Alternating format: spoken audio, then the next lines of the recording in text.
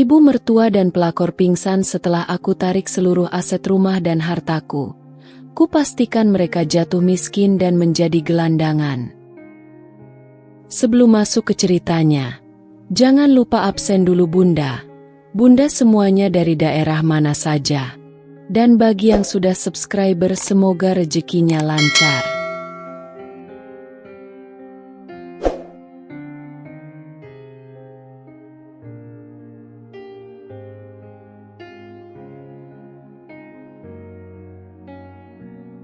Mentari pagi menyapa lembut melalui celah gorden kamar tidur yang mewah.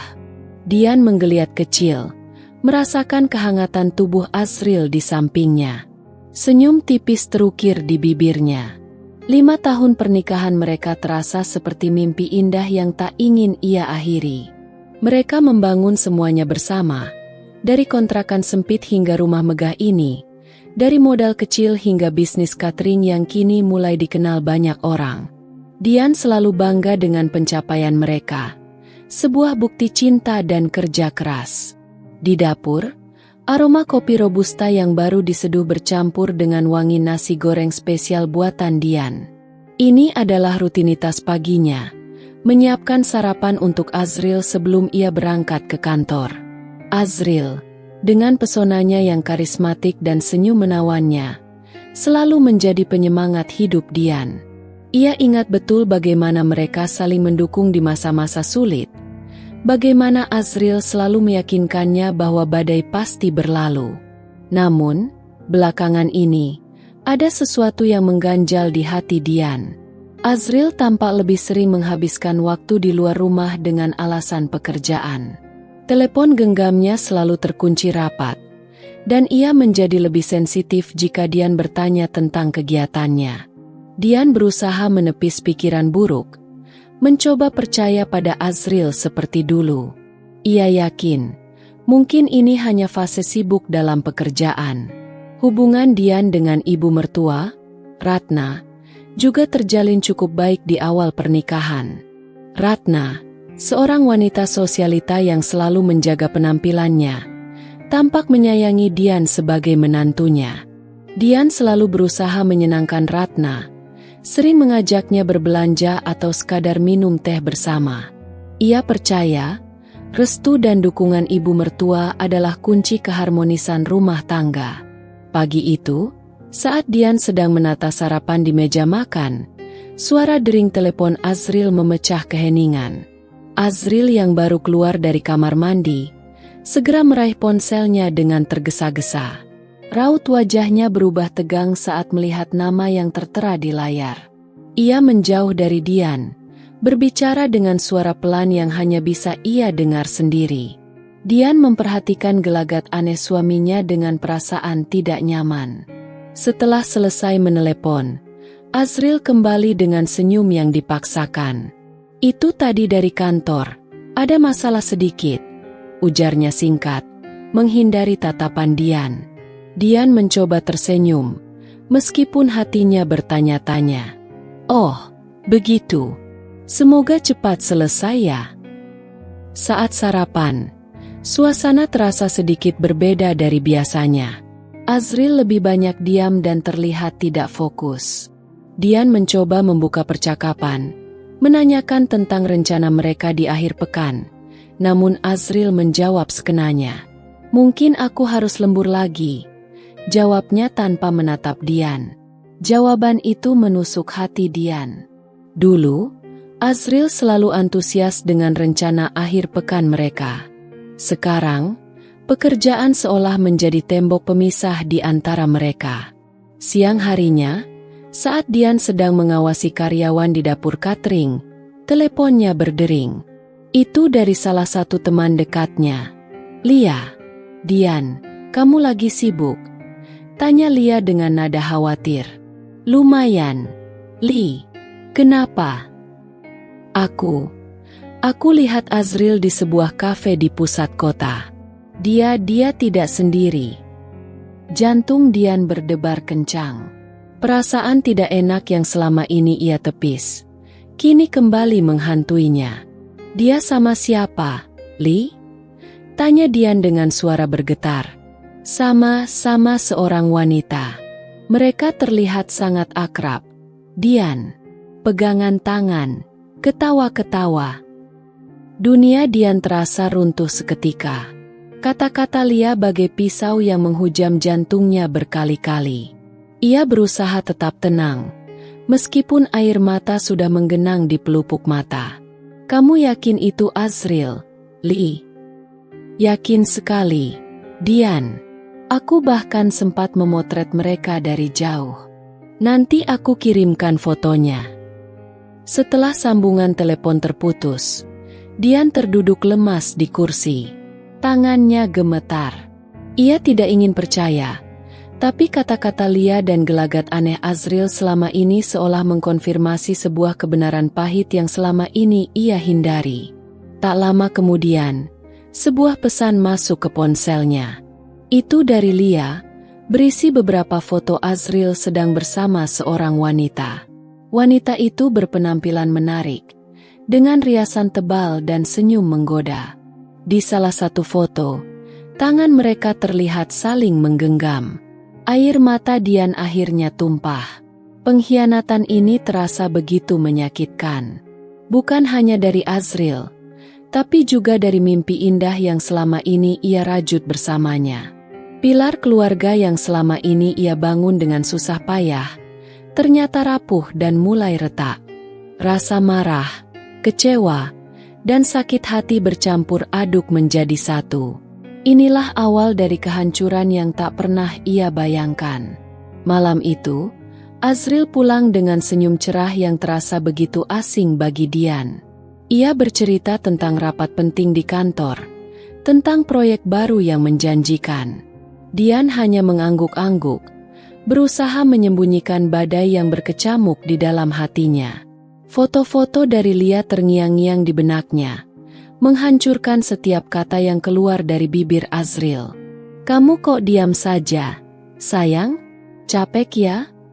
Tanya Azril, mengelus rambut Dian dengan lembut. Sentuhan yang dulu selalu membuatnya nyaman, kini terasa menjijikan. Dian menarik diri sedikit. Hanya sedikit tidak enak badan. Ia tidak ingin berkonfrontasi malam ini.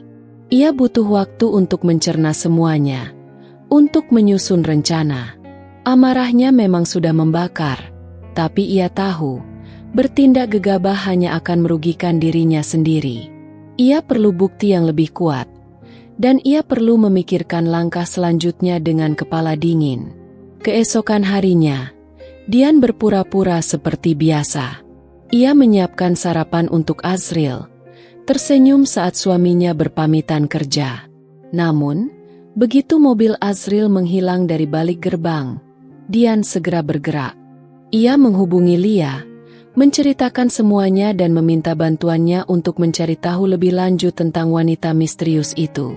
Aku akan bantu sebisa mungkin, Dian. Kamu jangan khawatir, ujar Lia dengan nada penuh dukungan.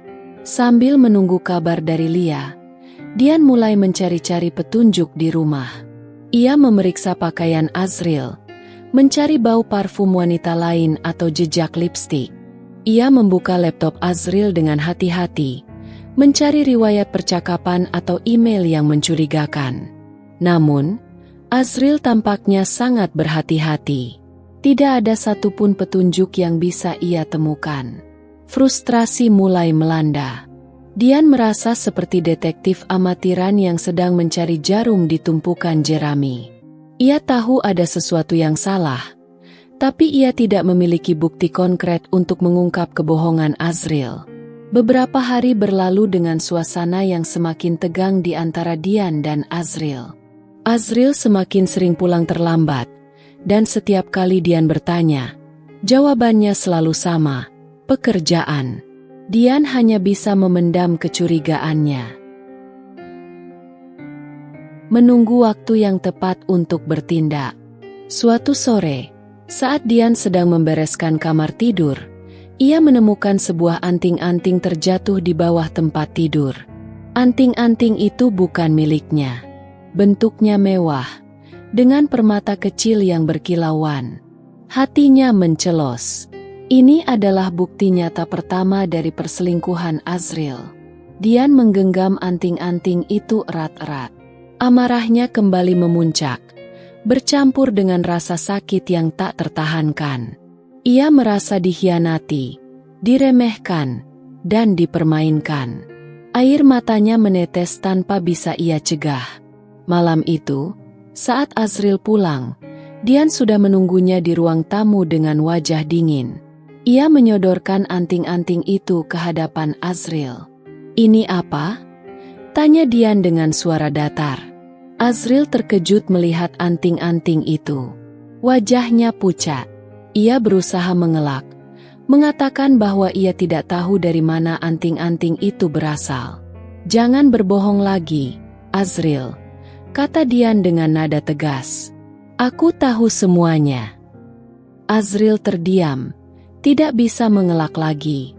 Akhirnya, dengan berat hati, ia mengakui perselingkuhannya. Ia mengatakan bahwa ia hilaf, bahwa ia hanya mencari sedikit hiburan di luar karena Dian terlalu fokus pada pekerjaan catering. Pengakuan itu bagai petir di siang bolong bagi Dian. Ia tidak pernah menyangka Azril akan tega melakukan ini padanya. Ia merasa seluruh dunianya hancur berkeping-keping. "Siapa wanita itu?" tanya Dian dengan suara bergetar.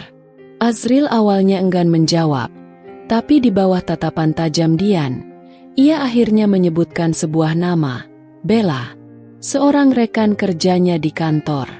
Rasa sakit hati Dian semakin bertambah saat mendengar nama itu.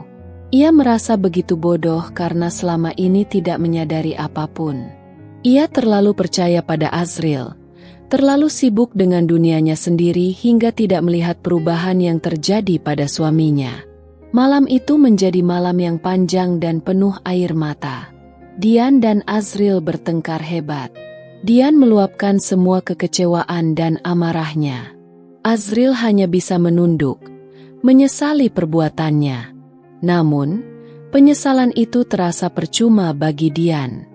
Kepercayaan yang telah hancur sulit untuk dibangun kembali. Di tengah pertengkaran itu, nama Ratna, ibu mertua Dian, tiba-tiba muncul. Azril mengatakan bahwa ibunya tahu tentang hubungannya dengan Bella dan bahkan memberikan dukungan. Pengakuan ini bagai pukulan telak bagi Dian. Wanita yang selama ini ia hormati dan sayangi, ternyata ikut andil dalam menghancurkan rumah tangganya. Kekecewaan Dian terhadap Ratna bahkan lebih besar daripada kekecewaannya terhadap Azril. Ia merasa dikhianati oleh dua orang yang seharusnya menjadi bagian terpenting dalam hidupnya. Malam itu, Dian tidur di kamar terpisah. Air matanya terus mengalir, membasahi bantalnya. Ia merasa begitu sendiri dan terluka. Namun, di tengah kesedihannya, muncul secercah tekad. Ia tidak akan membiarkan mereka berdua menghancurkan hidupnya. Ia akan bangkit dan memperjuangkan haknya. Ia akan membuat mereka menyesali perbuatan mereka. Kabut kebohongan telah mulai terkuak, dan Dian siap untuk menghadapi badai yang akan datang. Keesokan paginya, Dian bangun dengan mata sembab dan hati yang masih perih. Namun, ada tekad yang membaja dalam dirinya. Ia tidak akan larut dalam kesedihan. Ia harus bertindak. Langkah pertamanya adalah mengumpulkan semua serpihan kebenaran yang selama ini tersembunyi. Setelah Azril berangkat kerja dengan wajah lesu, Dian kembali menghubungi Lia.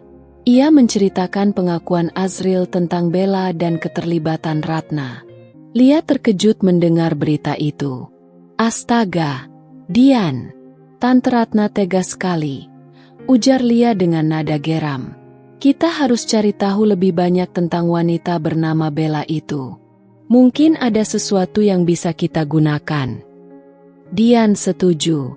Ia meminta Lia untuk mencari informasi tentang Bella, mulai dari akun media sosialnya hingga latar belakangnya. Sementara itu, Dian sendiri memutuskan untuk mencari tahu lebih dalam tentang hubungan Azril dan ibunya. Ia merasa ada banyak hal yang disembunyikan darinya. Dengan hati-hati, Dian mulai memeriksa barang-barang Azril lagi. Kali ini, ia lebih teliti. Ia membuka dompet Azril dan menemukan sebuah kartu nama wanita dengan tulisan tangan di belakangnya. "Bella, jangan lupakan malam itu berkedip." Jantung Dian mencelos. Pesan singkat itu jelas menunjukkan hubungan yang lebih dari sekadar rekan kerja. Dian juga mencoba mencari petunjuk di kamar Ratna. Ia tahu ini tidak benar. Tapi ia merasa perlu mengetahui sejauh mana keterlibatan ibu mertuanya. Saat Ratna sedang pergi arisan, Dian masuk ke kamar itu dengan perasaan bersalah. Ia membuka laci meja rias Ratna dan menemukan beberapa lembar foto Azril dan Bella sedang berduaan di berbagai tempat. Ada foto mereka sedang makan malam romantis, berpegangan tangan di taman, bahkan berciuman di dalam mobil.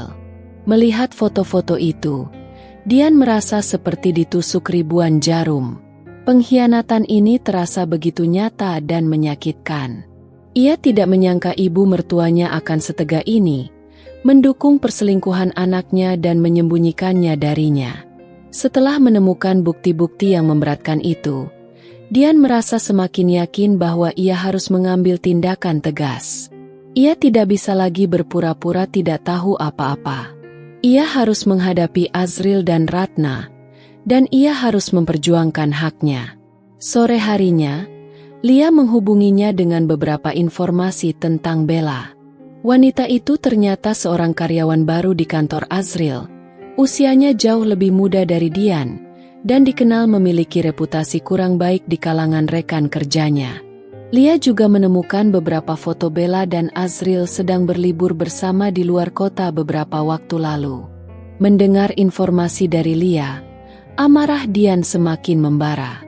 Ia merasa dipermainkan dan dibodohi selama ini. Ia telah memberikan segalanya untuk pernikahan ini, namun balasannya adalah pengkhianatan yang menyakitkan. Malam itu, Dian menunggu Azril dan Ratna di ruang tamu. Ia sudah menyiapkan semua bukti yang telah ia kumpulkan. Ketika mereka berdua tiba, mereka terkejut melihat wajah dingin Dian dan tumpukan foto di atas meja. "Ada yang ingin kalian jelaskan?" tanya Dian dengan suara tenang namun menusuk. Azril dan Ratna saling pandang dengan wajah pucat.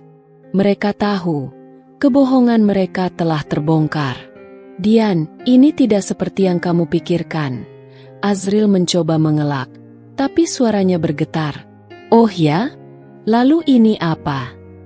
Dian menyodorkan foto-foto Azril dan Bella. "Dan ini." Ia menunjukkan anting-anting yang ia temukan, serta pesan mesra di kartu nama ini.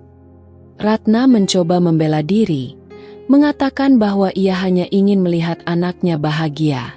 Namun, Dian tidak lagi peduli dengan alasan mereka. Ia merasa muak dengan semua kebohongan dan pengkhianatan ini. "Kalian berdua telah menghancurkan pernikahan saya," kata Dian dengan air mata yang mulai mengalir di pipinya. "Saya tidak akan membiarkan ini terus berlanjut." Malam itu, Dian memutuskan untuk tidur di kamar terpisah lagi. Namun, kali ini, hatinya tidak hanya dipenuhi kesedihan, tapi juga tekad yang kuat untuk membalas perbuatan mereka. Ia akan mencari cara untuk membuat Azril dan Ratna menyesali perbuatan mereka. Ia akan memperjuangkan semua yang menjadi haknya. Pertempuran baru saja dimulai. Setelah malam penuh emosi itu, Dian tidak bisa tidur nyenyak. Pikirannya terus berputar, mencari jalan keluar dari situasi yang menyakitkan ini. Ia merasa marah, terluka, dan dikhianati. Namun, di tengah kekacauan perasaannya, muncul sebuah ide. Sebuah rencana yang perlahan mulai terbentuk di benaknya. Keesokan harinya, Dian bangun dengan wajah yang lebih tenang, meskipun matanya masih terlihat sembab. Ia memutuskan untuk tidak menunjukkan amarahnya di depan Azril dan Ratna. Ia ingin membuat mereka lengah, agar rencananya berjalan lancar. Saat sarapan, Dian bersikap dingin namun sopan. Ia menjawab pertanyaan Azril seperlunya dan bahkan tidak menatap Ratna sama sekali. Azril dan Ratna tampak bingung dengan perubahan sikap Dian. Mereka mungkin mengira Dian akan marah dan histeris, tapi yang mereka lihat adalah ketenangan yang justru lebih menakutkan. Setelah Azril pergi kerja, Dian menghubungi seorang teman lamanya, seorang pengacara bernama Hendro Budi.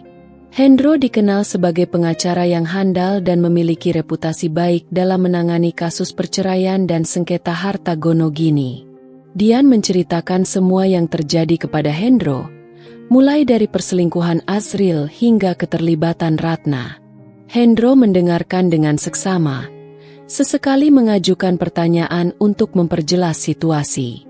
Setelah mendengar cerita Dian, Hendro menghela napas panjang. Ini situasi yang sulit, Dian. Tapi jangan khawatir, kita akan mencari jalan keluarnya. Kamu punya bukti-bukti yang cukup kuat tentang perselingkuhan suami kamu. Dan jika memang benar ibunya terlibat, itu bisa menjadi poin tambahan, ujar Hendro dengan nada profesional. Dian merasa sedikit lega mendengar kata-kata Hendro. Ia merasa tidak sendirian lagi dalam menghadapi masalah ini. Sebagian besar aset rumah tangga ini atas nama saya, Hendro. Rumah ini saya beli sebelum menikah dan saya lunasi sendiri cicilannya. Mobil juga saya yang beli untuk operasional catering. Bahkan, sebagian besar modal bisnis catering juga dari uang saya, jelas Dian. Hendro mengangguk-angguk. Itu bagus, Dian. Kita bisa memperkuat posisi kamu berdasarkan hal itu. Kita akan ajukan gugatan cerai dan tuntutan pembagian harta gonogini. Kita akan pastikan kamu mendapatkan hak kamu sepenuhnya. Dian merasa ada harapan baru yang muncul di hatinya. Ia tidak akan membiarkan Azril dan Bella menikmati hasil kerja kerasnya. Ia juga tidak akan membiarkan Ratna lolos begitu saja setelah ikut campur dalam rumah tangganya. Saya ingin mereka berdua merasakan akibat dari perbuatan mereka. Hendro, saya ingin mereka tahu bagaimana rasanya kehilangan segalanya, kata Dian dengan nada penuh tekad. Hendro mengerti kemarahan Dian. Saya mengerti, Dian. Kita akan melakukan yang terbaik untuk memperjuangkan hak kamu. Langkah pertama, kita akan mengumpulkan semua dokumen kepemilikan aset dan bukti-bukti lain yang relevan. Selama beberapa hari berikutnya, Dian bekerja sama dengan Hendro untuk mengumpulkan semua dokumen yang dibutuhkan. Ia mencari-cari akta rumah, bukti kepemilikan mobil, catatan keuangan bisnis catering, dan bukti-bukti transfer uang yang menunjukkan bahwa sebagian besar aset berasal dari uangnya. Sambil mengumpulkan dokumen, Dian juga mulai menyusun rencana yang lebih detail tentang bagaimana ia akan membuat Azril dan Ratna menyesali perbuatan mereka. Ia tidak hanya ingin mendapatkan kembali asetnya, tapi ia juga ingin memberikan pelajaran yang setimpal kepada mereka. Ia mengingat setiap perkataan menyakitkan yang pernah diucapkan Ratna, setiap kebohongan yang dilontarkan Azril. Rasa sakit hati itu kini berubah menjadi bahan bakar untuk rencananya. Ia akan menggunakan setiap kelemahan mereka untuk menjatuhkan mereka. Dian juga mulai bersikap lebih ramah dan perhatian kepada Ratna, membuat ibu mertuanya itu merasa bersalah dan tidak curiga. Ia bahkan beberapa kali memuji Bella di depan Ratna, seolah-olah ia sudah menerima hubungan mereka. Hal ini membuat Ratna semakin tenang dan tidak menyadari badai yang sedang mengintai. Suatu malam, saat Dian sedang berbicara dengan Lia di telepon, ia mendengar suara langkah kaki mendekat. Ternyata itu Ratna. Dian segera mengubah topik pembicaraan, berpura-pura sedang membicarakan tentang perkembangan bisnis catering. Setelah Ratna pergi, Lia berbisik di telepon. Kamu yakin dengan rencana kamu ini, Dian? Ini sangat berisiko. Aku yakin, Lia. Mereka telah menyakitiku terlalu dalam. Aku tidak akan membiarkan mereka lolos begitu saja. Mereka harus membayar semua yang telah mereka lakukan, jawab Dian dengan nada mantap. Dian tahu, rencananya ini akan sulit dan mungkin menyakitkan. Tapi ia sudah terlalu lelah untuk terus menjadi korban.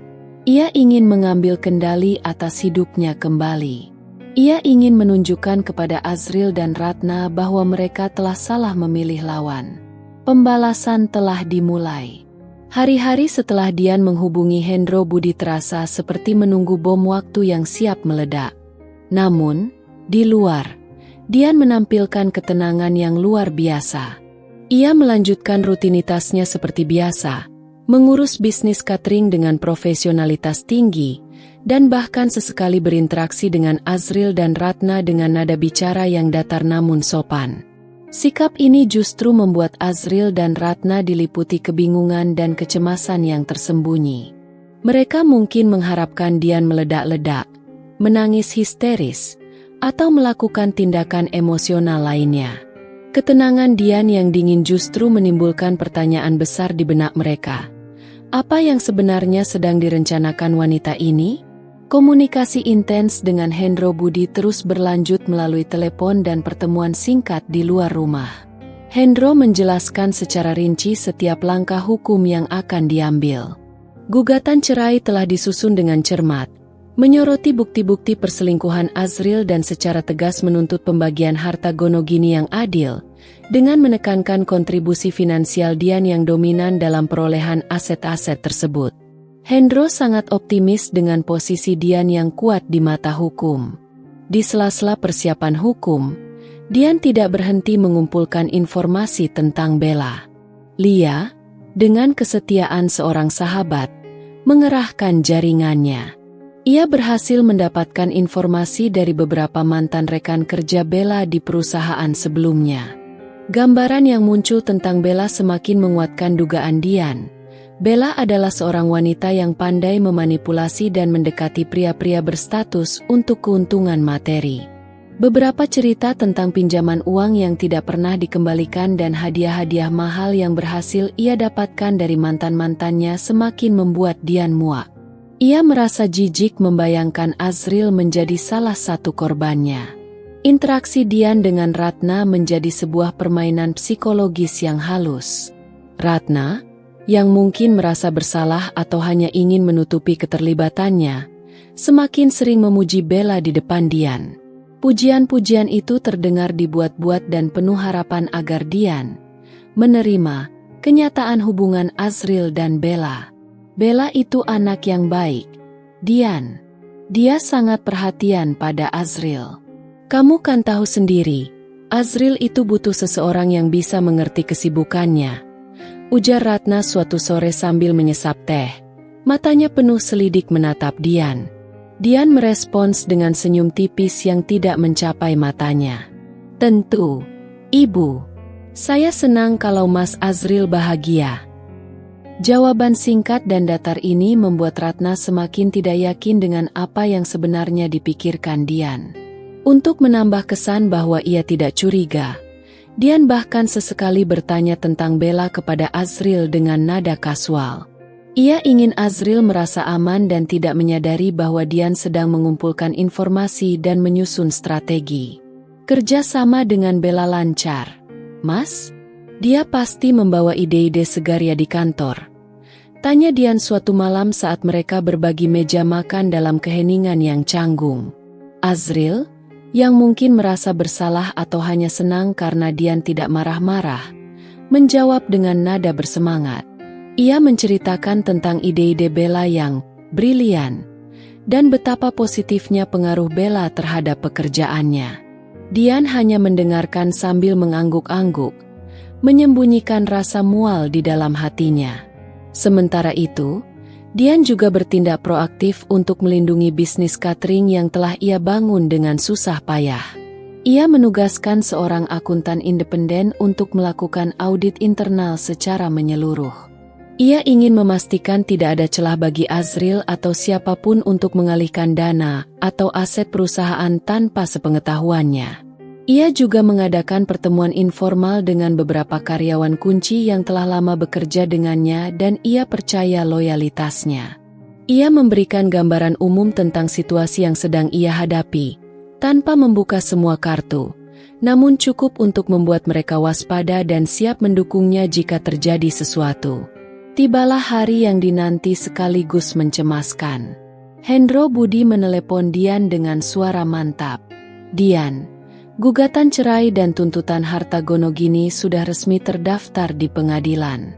Surat pemberitahuan sudah dikirimkan ke alamat Azril." Jantung Dian berdebar kencang mendengar berita itu. Inilah titik balik. Langkah pertama dalam rencananya telah dieksekusi. Sekarang, ia hanya perlu menunggu reaksi dari Azril dan Ratna. Ia membayangkan keterkejutan dan kepanikan yang akan mereka rasakan saat menerima surat resmi dari pengadilan. Benar saja, beberapa hari kemudian, Dian melihat perubahan signifikan pada Azril. Ia menjadi lebih murung, sering termenung, dan tatapan matanya kosong. Ia tidak lagi banyak bicara dan lebih sering menghabiskan waktu di luar rumah dengan alasan yang tidak jelas. Dian tahu, surat dari pengadilan telah sampai dan memberikan efek yang besar padanya. Ratna juga menunjukkan kegelisahan yang nyata. Ia beberapa kali mencoba berbicara dengan Dian secara pribadi, dengan nada suara yang dibuat-buat penuh kekhawatiran. "Dian, ibu dengar dari Azril, kamu menggugat cerai? Nak, kamu yakin sudah memikirkannya baik-baik? Kalian sudah seperti anak sendiri bagi ibu," ujar Ratna, berusaha menyentuh tangan Dian. Dian menarik tangannya dengan halus. "Saya sudah mempertimbangkan semuanya dengan matang.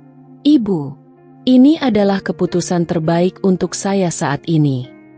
Ratna tidak menyerah. Ia mencoba berbagai cara untuk membujuk Dian agar membatalkan gugatan. Ia mengatakan bahwa Azril pasti akan berubah, bahwa Bella hanyalah godaan sesaat, dan ia bahkan mencoba memainkan peran ibu yang terluka karena perceraian anak dan menantunya. Namun, hati Dian sudah tertutup rapat.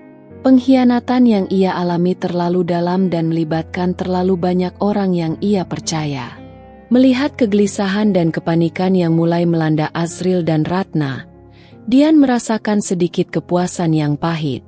Mereka mulai merasakan konsekuensi dari perbuatan mereka.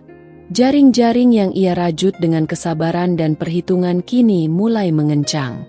Sebentar lagi, mereka akan menghadapi kenyataan pahit yang telah mereka ciptakan sendiri. Dian siap untuk langkah selanjutnya dalam rencananya. Setelah surat gugatan cerai dan tuntutan harta Gonogini diterima Azril, suasana di rumah semakin mencekam. Azril mencoba berbagai cara untuk berbicara dengan Dian, mulai dari memohon, merayu, hingga mengancam. Namun, Dian tetap teguh pada keputusannya. Ia hanya berbicara seperlunya dan menghindari kontak mata dengan suaminya. Ratna pun tak kalah aktif. Ia terus berusaha mempengaruhi Dian, menggunakan berbagai taktik emosional. Ia menangis, meratapi nasib rumah tangga anaknya, dan bahkan mencoba menyalahkan Dian atas semua yang terjadi. Namun, Dian sudah kebal dengan drama ibu mertuanya. Ia tahu, Ratna hanya memikirkan kepentingan anaknya sendiri. Di tengah situasi yang panas di rumah, Dian diam-diam terus menjalankan rencananya. Ia semakin intens berkomunikasi dengan Hendro Budi, membahas strategi hukum yang akan mereka gunakan di persidangan. Hendro menyarankan Dian untuk tetap tenang dan tidak terpancing emosi. Bukti-bukti yang telah mereka kumpulkan sudah cukup kuat untuk memenangkan kasus ini. Selain itu, Dian juga memiliki strategi lain di luar jalur hukum. Ia mulai mendekati beberapa rekan kerja Azril yang ia kenal baik. Dengan hati-hati, ia mencoba menggali informasi tentang hubungan Azril dan Bella di kantor. Beberapa rekan kerja Azril merasa tidak nyaman dengan hubungan tersembunyi itu dan bersedia memberikan informasi kepada Dian secara diam-diam. Mereka menceritakan bagaimana Bella sering bersikap genit pada Azril di kantor, bagaimana mereka sering menghabiskan waktu berdua di luar jam kerja, dan bagaimana Bella tampaknya memiliki pengaruh yang besar pada Azril. Informasi dari rekan kerja Azril ini semakin memperkuat keyakinan Dian bahwa Bella bukanlah wanita baik-baik. Ia hanya memanfaatkan Azril untuk keuntungan pribadinya. Dian bertekad untuk membongkar kedok Bella di depan Azril dan Ratna. Suatu sore, saat Dian sedang bekerja di dapur catering, Lia datang menemuinya dengan wajah serius. "Dian, aku punya informasi penting tentang Bella," ujar Lia. "Apa itu?" tanya Dian dengan penasaran. Ternyata, Bella punya masalah keuangan yang cukup serius. Dia terlilit banyak utang dan sering meminjam uang dari teman-temannya. Aku dengar, dia bahkan pernah dikejar-kejar oleh debt collector. Mendengar informasi itu, Dian tersenyum sinis. Dugaan tentang motif Bella mendekati Azril semakin kuat. Ia pasti melihat Azril sebagai sumber uang untuk menyelesaikan masalah keuangannya. "Terima kasih banyak, Lia. Informasi ini sangat berharga," kata Dian. Dian segera menghubungi Hendro Budi dan menceritakan informasi baru tentang Bella. Hendro mencatat semua informasi itu dan mengatakan akan mempertimbangkannya dalam strategi hukum mereka. Namun, Dian memiliki rencana lain untuk informasi ini. Ia tidak hanya ingin menggunakannya di pengadilan.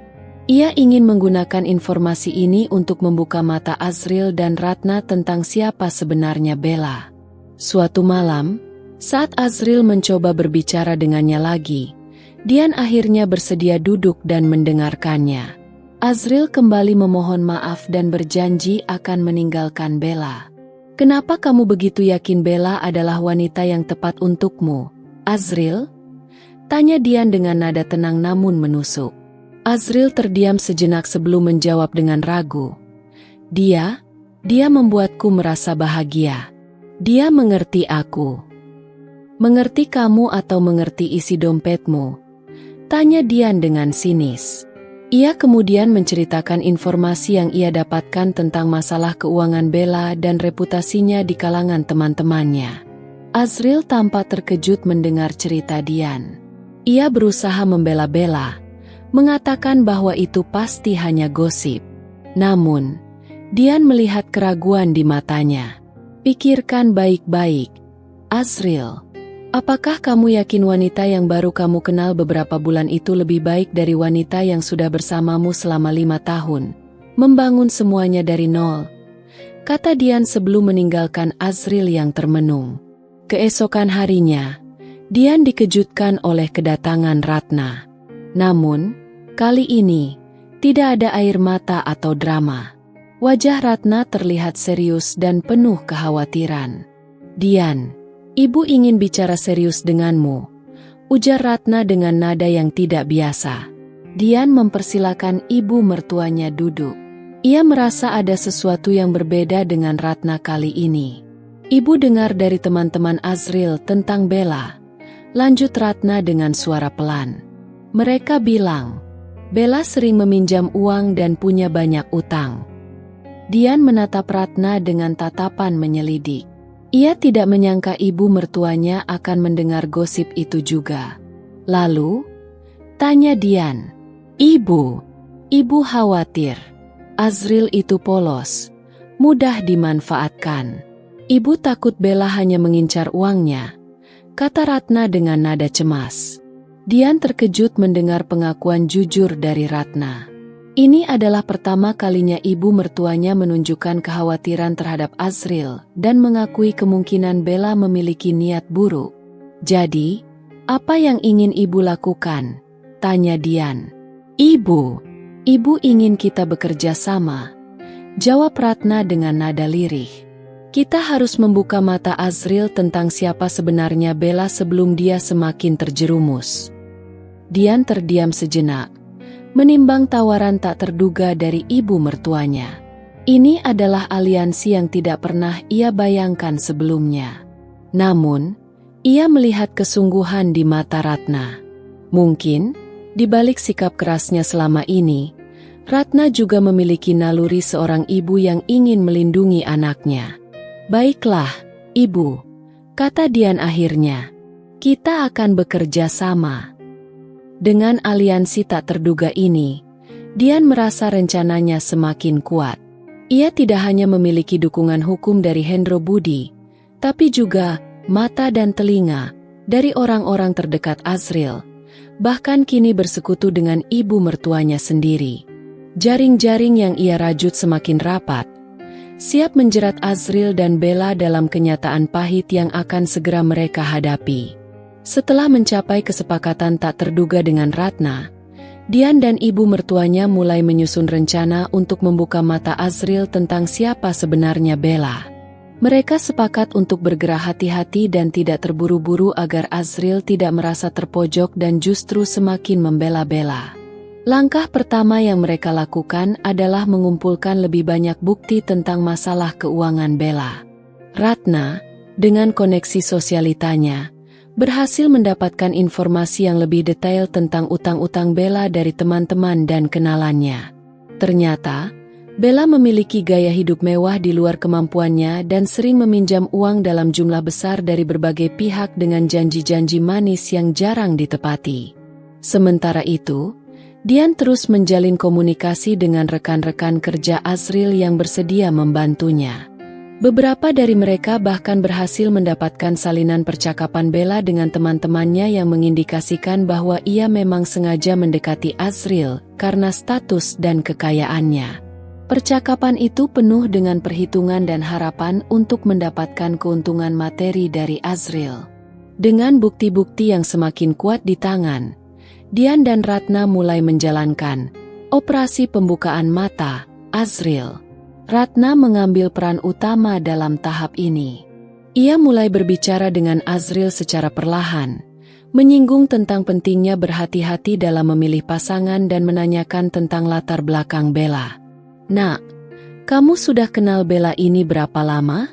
Apa kamu tahu betul keluarganya, teman-temannya?" tanya Ratna suatu malam dengan nada khawatir. Azril menjawab dengan enteng, mengatakan bahwa ia percaya pada Bella dan tidak terlalu mempermasalahkan masa lalunya. Ratna tidak menyerah. Ia kemudian menceritakan kekhawatiran yang ia dengar dari teman-temannya tentang reputasi Bella yang suka memanfaatkan pria. Awalnya, Azril membela Bella dan menuduh ibunya termakan gosip. Namun, Ratna terus memberikan contoh-contoh konkret yang ia dengar, membuat Azril mulai sedikit goyah. Di sisi lain, Dian juga memainkan perannya dengan halus. Ia sesekali menunjukkan perhatian kepada Azril, bertanya tentang pekerjaannya dan kesehatannya. Sikap ini membuat Azril merasa bersalah dan bingung. Ia tidak mengerti mengapa Dian yang sedang menggugat cerai masih bersikap baik padanya.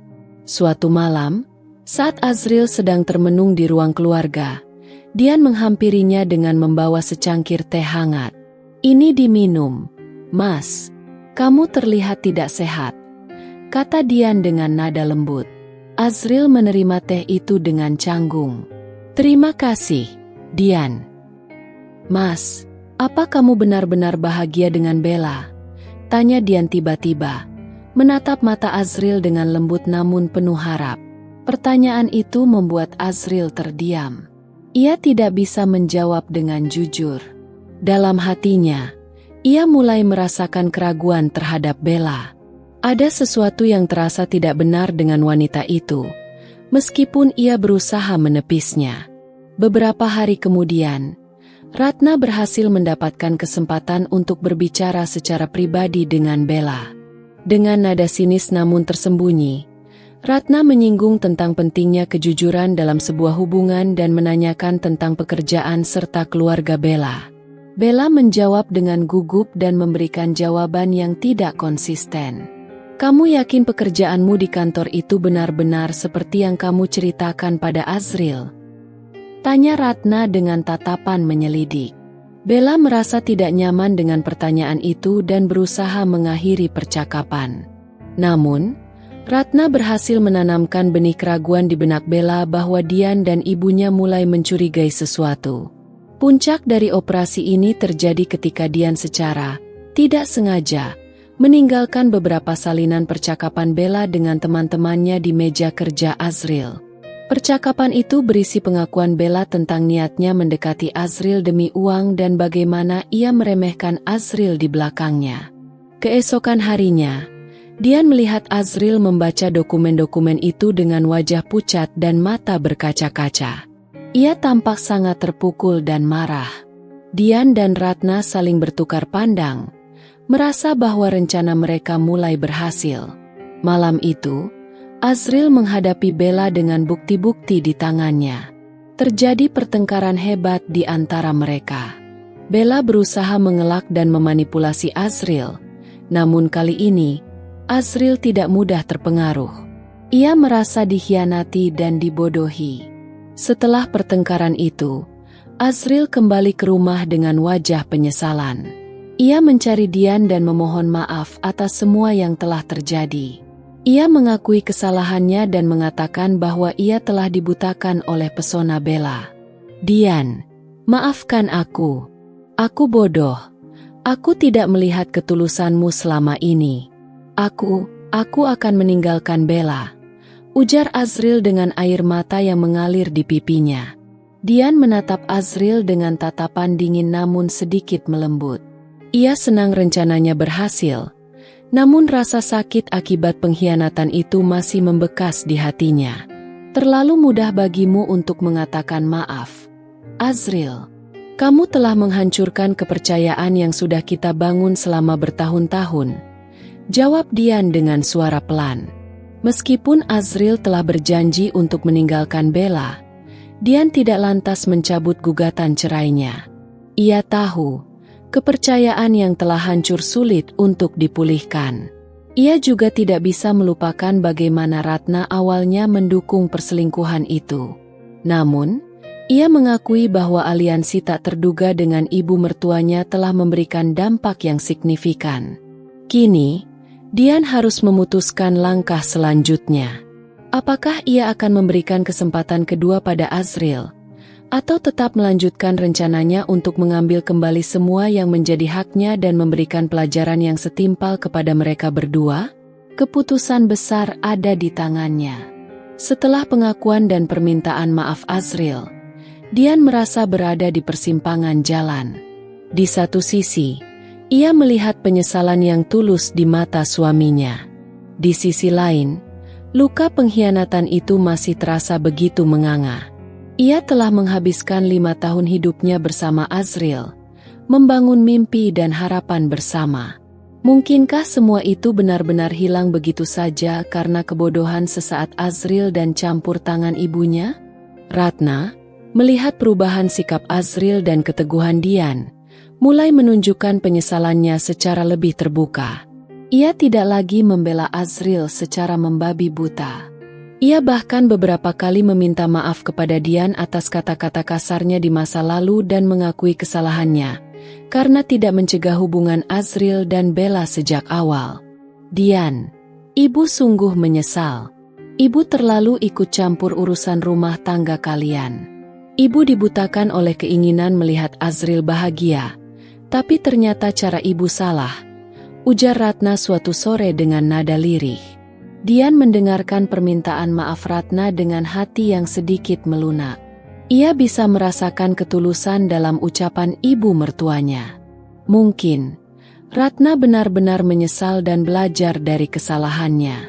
Namun, Dian tidak ingin mengambil keputusan terburu-buru.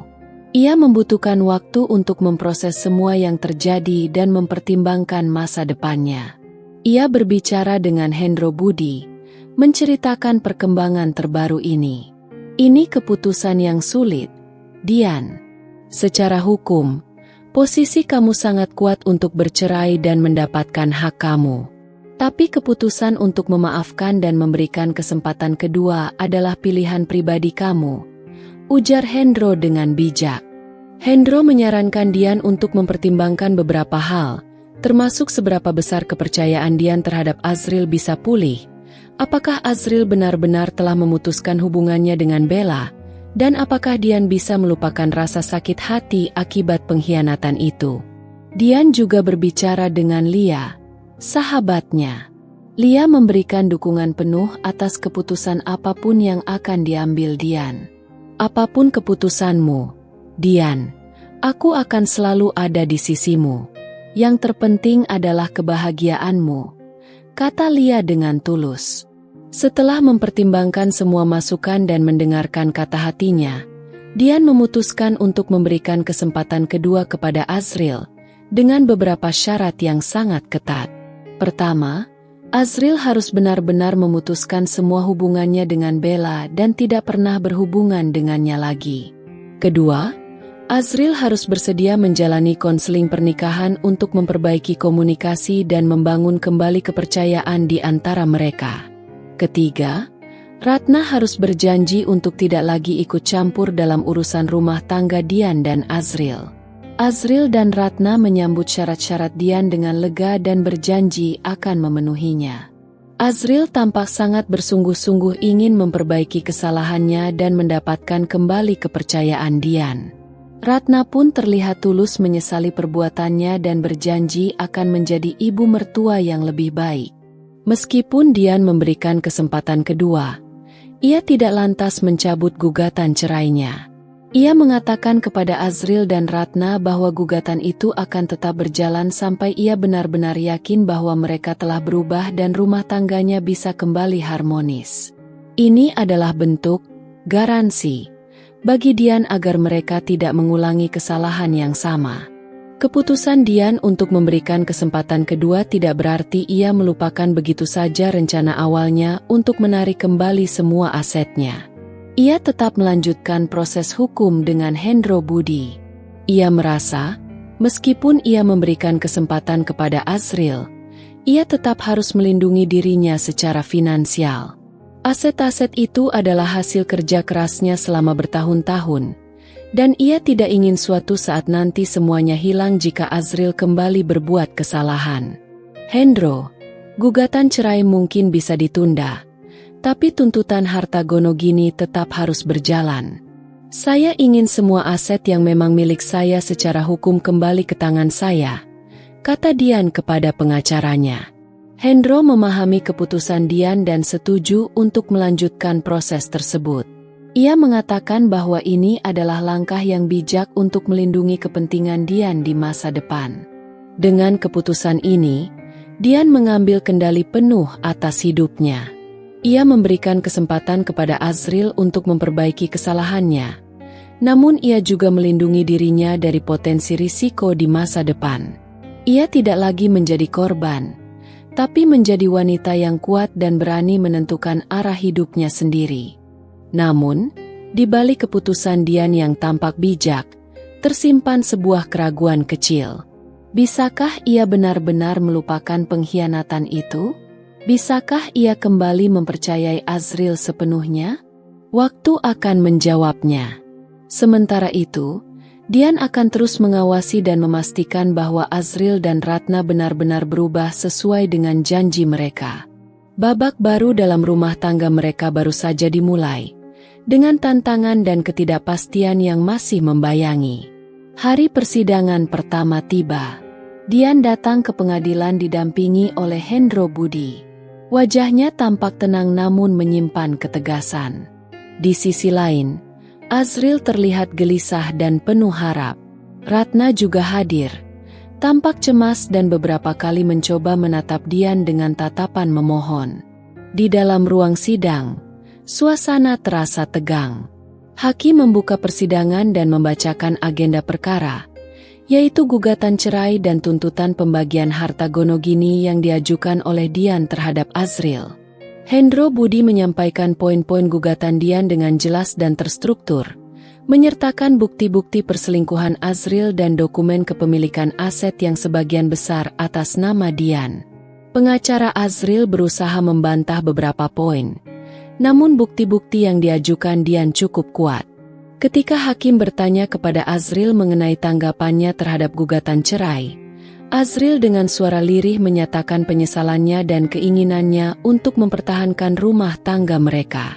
Ia mengakui kesalahannya dan berjanji akan menjadi suami yang lebih baik.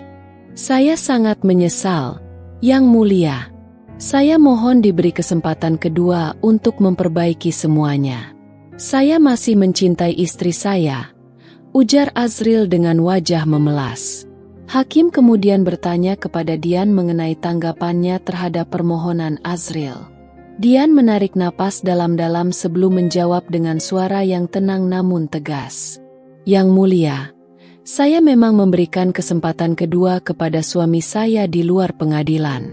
Namun, proses hukum ini tetap harus berjalan sampai saya benar-benar yakin bahwa perubahan yang dijanjikan adalah nyata dan permanen. Saya juga ingin memastikan hak-hak saya terlindungi secara hukum, jawab Dian. Hakim mengangguk-angguk memahami. Ia kemudian menunda persidangan untuk memberikan kesempatan kepada kedua belah pihak untuk bermediasi. Setelah persidangan selesai, Azril segera menghampiri Dian dengan wajah penuh harap. Dian, kumohon, batalkan gugatan ini. Aku janji akan membuktikan bahwa aku pantas mendapatkan kesempatanmu, ujar Azril menggenggam tangan Dian. Dian menarik tangannya dengan lembut. Aku sudah bilang, Mas, aku akan melihat kesungguhanmu. Proses hukum ini adalah jaminan bagiku. Jika kamu benar-benar berubah, mungkin saja gugatan ini akan kucabut di kemudian hari. Ratna juga mendekati Dian, mengucapkan terima kasih karena Dian masih memberikan kesempatan kepada anaknya. Ia berjanji akan terus mengingatkan Azril untuk tidak mengulangi kesalahannya. Beberapa minggu berlalu setelah sidang pertama. Azril berusaha keras untuk membuktikan kesungguhannya. Ia mulai bersikap lebih perhatian dan terbuka kepada Dian. Ia tidak lagi menyembunyikan ponselnya dan selalu memberi kabar tentang kegiatannya. Ia juga bersedia menemani Dian dalam berbagai kegiatan dan menunjukkan ketertarikan pada bisnis catering Dian. Mereka juga mulai menjalani konseling pernikahan sesuai dengan persyaratan Dian. Sesi konseling membantu mereka untuk mengkomunikasikan perasaan dan harapan mereka secara lebih baik. Azril mulai memahami betapa besar rasa sakit yang telah ia timbulkan pada Dian, dan Dian belajar untuk membuka diri dan memproses emosinya. Ratna juga menepati janjinya. Ia tidak lagi ikut campur dalam urusan rumah tangga Dian dan Azril. Ia bahkan beberapa kali menegur Azril jika ia melihat gelagat yang mencurigakan. Perubahan positif pada Azril dan Ratna membuat hati Dian sedikit demi sedikit melunak. Ia mulai melihat harapan bahwa rumah tangganya mungkin bisa diselamatkan. Namun, ia tetap berhati-hati dan tidak ingin terburu-buru mengambil keputusan. Suatu malam, saat Dian dan Azril sedang makan malam bersama, Azril tiba-tiba mengeluarkan sebuah kotak kecil dari sakunya. Ia membukanya dan memperlihatkan sebuah cincin berlian yang indah. Dian, ini bukan untuk menggantikan cincin pernikahan kita. Tapi ini sebagai simbol dari janjiku untuk memulai semuanya dari awal bersamamu. Maukah kamu menerimanya? Ujar Azril dengan tulus. Air mata Dian menetes melihat ketulusan Azril. Ia menerima cincin itu dengan senyum tipis. Terima kasih, Mas, jawab Dian. Meskipun ada kemajuan yang signifikan, Dian masih belum mencabut gugatan cerainya. Ia ingin melihat konsistensi dari perubahan Azril dan Ratna dalam jangka waktu yang lebih panjang. Proses hukum ini masih menjadi pedang yang tergantung di atas kepala mereka, mengingatkan mereka akan kesalahan masa lalu dan konsekuensinya. Namun, di balik ketegasannya, Dian mulai merasakan keraguan dalam hatinya. Apakah ia benar-benar bisa melupakan dan memaafkan sepenuhnya? Apakah ia bisa kembali membangun kepercayaan yang telah hancur? Pertanyaan-pertanyaan itu terus menghantuinya. Tanpa sepengetahuan Azril dan Ratna, Dian diam-diam terus mengumpulkan informasi tentang Bella. Ia ingin memastikan bahwa wanita itu benar-benar telah pergi dari kehidupan Azril dan tidak ada lagi hubungan di antara mereka. Ia tidak ingin kembali dikecewakan. Suatu hari, Lia menghubunginya dengan informasi terbaru tentang Bella. Ternyata, Bella telah pindah ke kota lain dan menjalin hubungan dengan pria lain yang lebih kaya. Mendengar berita itu, Dian merasa lega. Setidaknya, satu ancaman dalam rumah tangganya telah hilang. Kini, Dian benar-benar berada di persimpangan jalan. Ia harus memutuskan, apakah ia akan benar-benar memberikan kesempatan kedua dengan sepenuh hati dan mencabut gugatan cerainya, atau tetap melanjutkan proses hukum dan mengambil jalan yang berbeda? Keputusan ini akan menentukan masa depan rumah tangganya dan hidupnya. Beberapa minggu setelah pemberian cincin dan kemajuan yang ditunjukkan Azril, sidang mediasi pun tiba. Dian dan Azril duduk berhadapan di sebuah ruangan netral dengan seorang mediator yang berusaha membantu mereka mencapai kesepakatan. Hendro Budi mendampingi Dian, sementara pengacara Azril juga hadir. Ratna menunggu di luar ruangan dengan wajah penuh harap. Mediator memulai sesi dengan mengingatkan kedua belah pihak tentang tujuan mediasi, yaitu mencari solusi damai dan menghindari proses perceraian yang panjang dan melelahkan. Ia meminta Dian untuk menyampaikan tuntutannya dan Azril untuk memberikan tanggapannya. Dian, dengan suara yang tenang namun jelas, kembali menyampaikan bahwa ia bersedia memberikan kesempatan kedua kepada Azril, namun dengan beberapa persyaratan yang telah mereka sepakati di luar pengadilan. Ia juga menekankan bahwa ia ingin memastikan hak-haknya atas aset yang ia peroleh sebelum dan selama pernikahan dengan modal pribadinya tetap terlindungi. Saya bersedia mempertimbangkan untuk mencabut gugatan cerai, Yang Mulia Mediator, dengan catatan suami saya benar-benar membuktikan perubahan yang signifikan dan konsisten. Saya juga ingin ada kejelasan mengenai status aset-aset yang memang menjadi hak saya, ujar Dian, menatap Azril dengan tatapan yang sulit dibaca. Azril, dengan nada penuh penyesalan, kembali memohon maaf kepada Dian dan berjanji akan terus berusaha menjadi suami yang lebih baik. Ia menyatakan kesediaannya untuk memenuhi semua persyaratan Dian dan berharap Dian bisa kembali mempercayainya. Saya sangat menyesal atas semua kesalahan saya, Dian. Saya berjanji akan melakukan apapun untuk mendapatkan kembali kepercayaanmu. Saya mohon, berikan saya kesempatan untuk membuktikan cinta saya, kata Azril dengan tulus. Pengacara Azril kemudian menyampaikan proposal mengenai pembagian harta gonogini.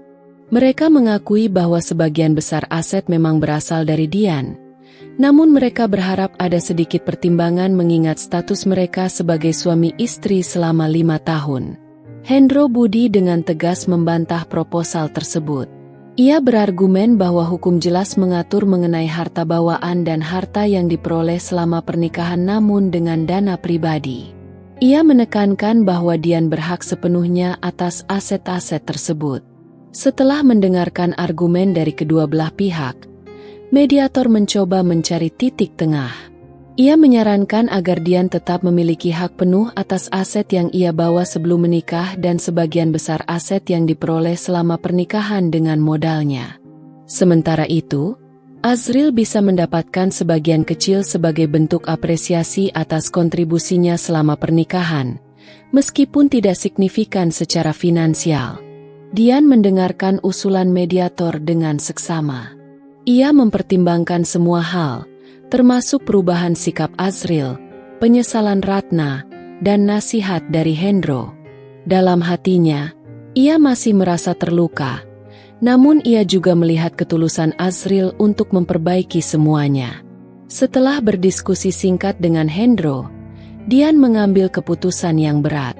Yang Mulia Mediator, saya bersedia menyetujui usulan pembagian aset ini, dengan catatan bahwa semua proses hukum mengenai pengalihan aset harus diselesaikan terlebih dahulu sebelum saya resmi mencabut gugatan cerai, ujar Dian dengan nada mantap. Keputusan Dian disambut dengan lega oleh Azril dan Ratna. Azril segera mengucapkan terima kasih dan berjanji akan segera mengurus semua proses pengalihan aset sesuai dengan kesepakatan. Setelah sesi mediasi selesai dan kesepakatan tercapai, Dian merasa ada beban berat yang terangkat dari pundaknya. Ia telah mengambil keputusan yang sulit, memberikan kesempatan kedua namun tetap melindungi dirinya. Proses hukum mengenai harta Gonogini akan tetap berjalan, memastikan bahwa aset-asetnya aman. Setelah semua itu selesai, barulah ia akan mempertimbangkan untuk mencabut gugatan cerai. Di luar ruang mediasi, Ratna menghampiri Dian dengan air mata haru. "Terima kasih, Dian. Terima kasih sudah memberikan kesempatan kepada anak ibu. Ibu janji, ibu akan selalu mendukung kalian," ujar Ratna sambil memeluk Dian. Dian membalas pelukan ibu mertuanya dengan sedikit kehangatan. Ia merasa, mungkin memang ada harapan untuk memperbaiki hubungan mereka. Namun, di balik semua itu, Dian tetap menyimpan kewaspadaan. Ia akan terus mengawasi Azril dan Ratna, memastikan bahwa janji-janji mereka bukan hanya sekadar kata-kata. Ia tidak ingin kembali dikecewakan. Proses hukum mengenai harta Gonogini berjalan dengan lancar sesuai kesepakatan mediasi. Hendro Budi memastikan semua dokumen dan proses pengalihan aset diselesaikan dengan benar dan cepat. Setelah semua aset yang menjadi hak Dian kembali sepenuhnya ke tangannya secara hukum, Dian merasa lebih tenang dan aman. Kini, tiba saatnya bagi Dian untuk mengambil keputusan final mengenai gugatan cerainya. Azril telah menunjukkan perubahan yang signifikan dan konsisten selama beberapa bulan terakhir. Mereka juga terus menjalani konseling pernikahan dan komunikasi mereka semakin membaik. Ratna pun benar-benar menjadi sosok ibu mertua yang suportif dan tidak lagi ikut campur. Dian merenung dalam diam. Ia mengingat semua rasa sakit, kemarahan, dan kekecewaan yang pernah ia rasakan. Namun, ia juga melihat ketulusan Azril dan penyesalan Ratna. Ia mempertimbangkan masa depan mereka, mimpi-mimpi yang pernah mereka rajut bersama. Setelah pergulatan batin yang panjang, Dian akhirnya mengambil keputusan. Ia menghubungi Hendro Budi dan memintanya untuk mempersiapkan pencabutan gugatan cerai. Ia siap memberikan kesempatan kedua dengan sepenuh hati kepada Azril dan membangun kembali rumah tangga mereka dari awal. Namun, ia tidak akan pernah melupakan pelajaran yang telah ia dapatkan. Ia akan menjadi wanita yang lebih kuat dan lebih berhati-hati dalam menjaga kebahagiaannya. Babak baru dalam kehidupan Dian dan Azril pun dimulai, dengan harapan dan tantangan yang baru. Setelah gugatan cerai resmi dicabut, suasana di rumah Dian dan Azril perlahan berubah menjadi lebih hangat dan penuh harapan. Azril semakin menunjukkan kesungguhannya dalam memperbaiki hubungan mereka. Ia tidak lagi mengambil Dian begitu saja dan berusaha keras untuk mendapatkan kembali kepercayaannya. Tindakan-tindakannya terasa lebih tulus dan konsisten. Ia sering membantu Dian dengan bisnis cateringnya, memberikan ide-ide baru, dan menunjukkan perhatian yang lebih besar terhadap kebutuhan Dian. Konseling pernikahan terus mereka jalani, menjadi wadah bagi mereka untuk saling terbuka dan memahami luka batin masing-masing. Dian belajar untuk mengkomunikasikan rasa sakit dan ketakutannya, sementara Azril belajar untuk lebih peka terhadap perasaan Dian dan bertanggung jawab atas perbuatannya. Proses ini tidak selalu mudah, terkadang diwarnai dengan air mata dan perdebatan kecil, namun secara keseluruhan membawa mereka semakin dekat. Ratna pun benar-benar berubah menjadi sosok ibu mertua yang suportif. Ia tidak lagi ikut campur dalam urusan rumah tangga Dian dan Azril. Ia bahkan menjadi penengah yang baik ketika terjadi kesalahpahaman di antara mereka. Ratna sering mengingatkan Azril untuk selalu menghargai Dian dan tidak mengulangi kesalahannya. Hubungan Dian dan Ratna pun menjadi lebih cair dan penuh pengertian. Meskipun ada banyak perubahan positif, Dian tidak bisa sepenuhnya melupakan luka pengkhianatan itu. Kenangan tentang Azril dan Bella masih sesekali menghantuinya, terutama di saat-saat sepi. Rasa curiga juga terkadang muncul tanpa bisa ia kendalikan. Namun, ia berusaha keras untuk tidak membiarkan masa lalu merusak masa depannya.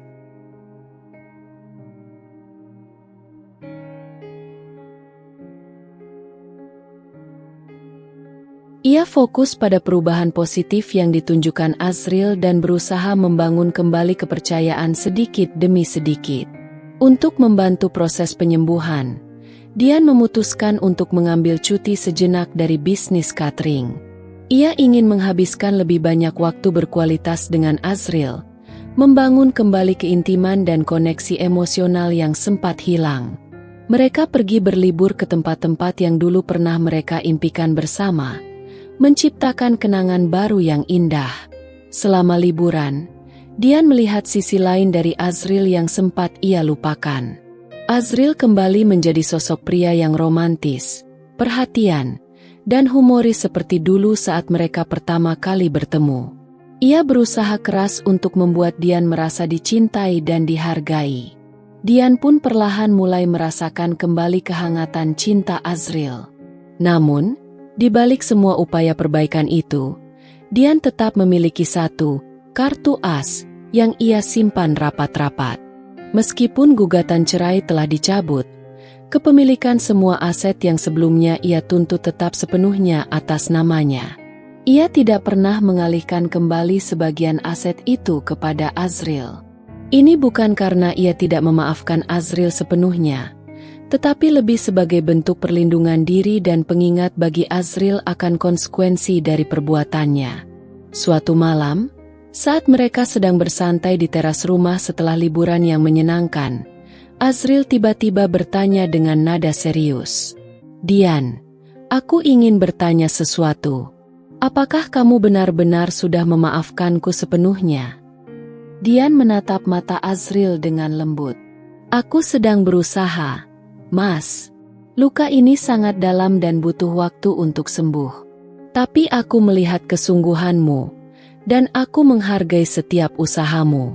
Aku ingin kita bisa membangun kembali semuanya dari awal." Azriel menghela napas lega mendengar jawaban Dian. Ia menggenggam tangan Dian erat. "Aku janji, aku tidak akan pernah menyakitimu lagi. Aku akan melakukan apapun untuk membuatmu bahagia." Beberapa bulan berlalu. Rumah tangga Dian dan Azriel tampak semakin harmonis. Mereka belajar untuk lebih saling menghargai, berkomunikasi dengan lebih baik, dan mengatasi setiap masalah bersama-sama. Dian kembali aktif mengelola bisnis cateringnya dengan semangat baru, dan Azriel selalu memberikan dukungan penuh.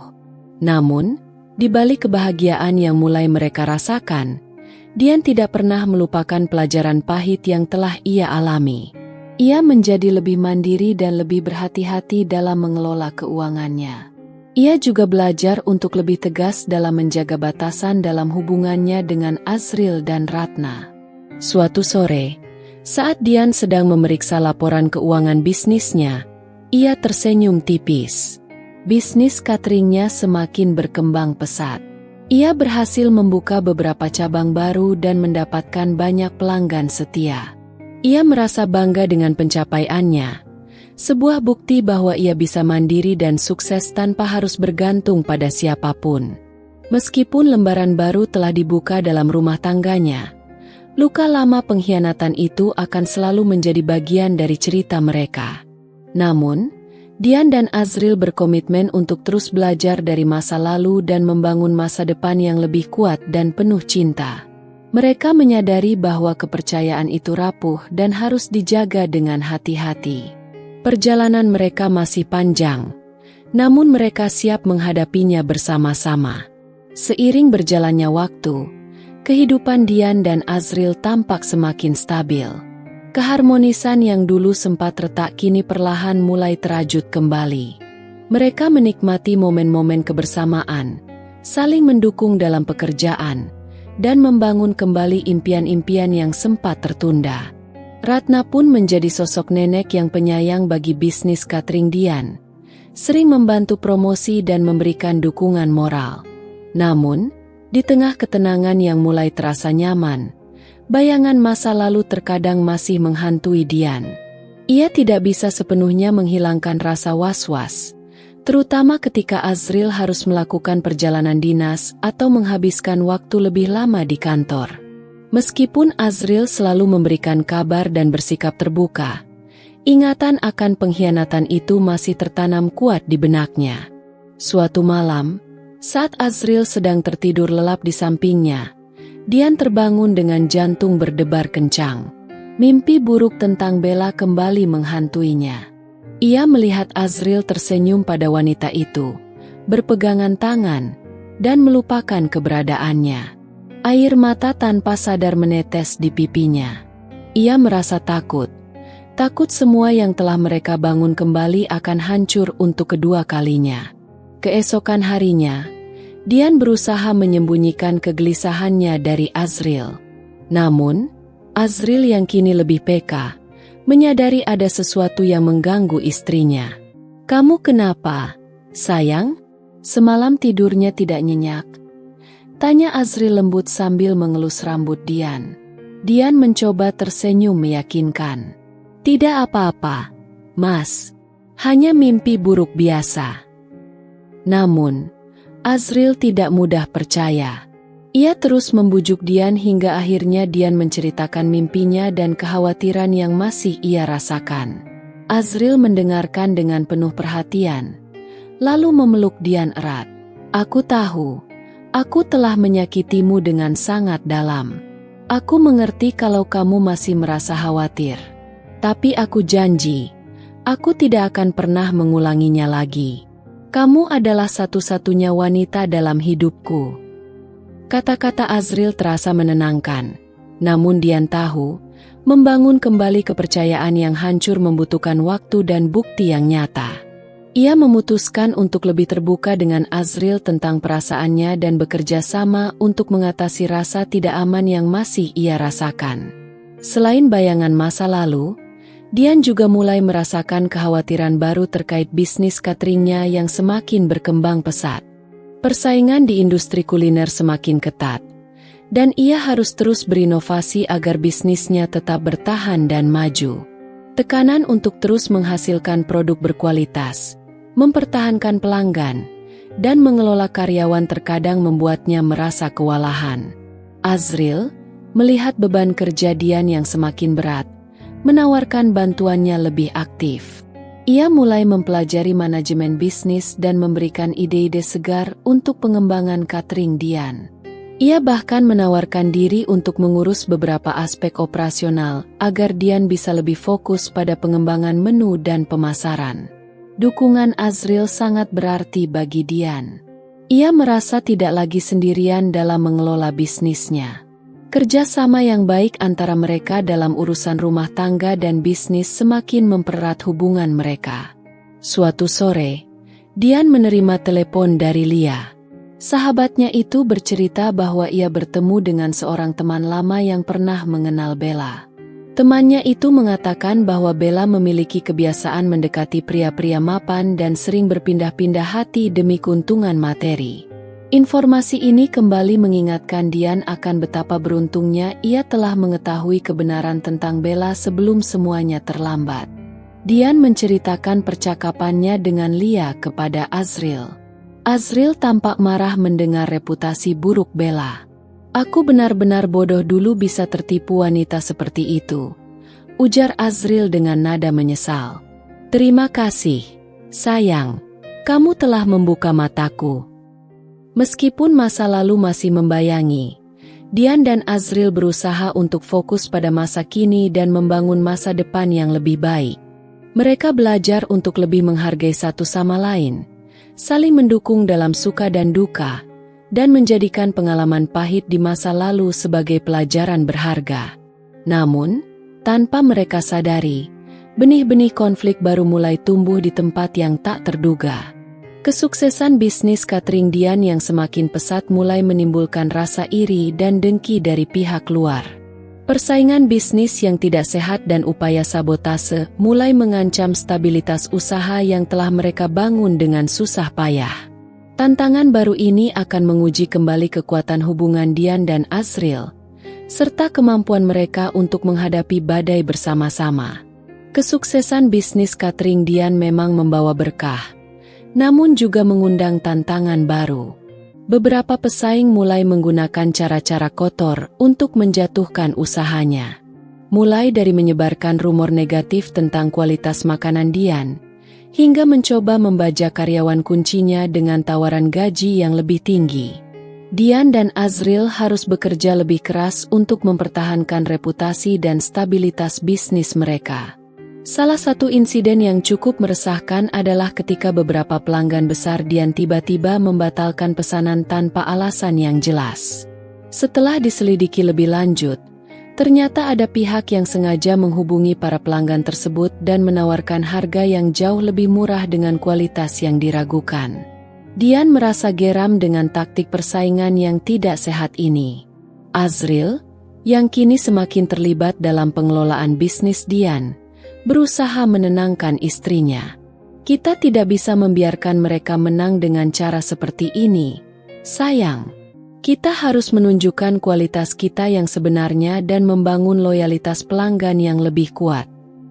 Mereka berdua bekerja sama menyusun strategi untuk menghadapi persaingan yang tidak sehat ini. Dian fokus pada inovasi menu dan mempertahankan kualitas rasa yang menjadi ciri khas cateringnya. Sementara Azril memperkuat tim pemasaran dan layanan pelanggan, berusaha membangun hubungan yang lebih dekat dengan para pelanggan setia mereka. Di tengah tekanan bisnis yang meningkat, Dian kembali merasakan sedikit keraguan terhadap kesetiaan Azril. Ia melihat Azril semakin sering berinteraksi dengan seorang pemilik restoran baru yang menjadi pesaing bisnis mereka. Wanita itu, bernama Sandra, dikenal memiliki ambisi besar dan tidak segan menggunakan segala cara untuk mencapai tujuannya. Dian melihat ada tatapan kagum di mata Azril saat berbicara dengan Sandra tentang dunia bisnis kuliner. Perasaan tidak nyaman Dian semakin bertambah ketika ia secara tidak sengaja melihat pesan singkat di ponsel Azril dari Sandra yang berbunyi, "Senang bisa berdiskusi denganmu, Azril. Semoga kita bisa bekerja sama di masa depan." Pesan singkat itu terasa ambigu dan menimbulkan kecurigaan di hati Dian. Dian mencoba berbicara dengan Azril tentang perasaannya. "Mas, aku merasa sedikit tidak nyaman dengan kedekatanmu dengan Sandra. Dia adalah pesaing kita, dan aku khawatir dia punya maksud tersembunyi."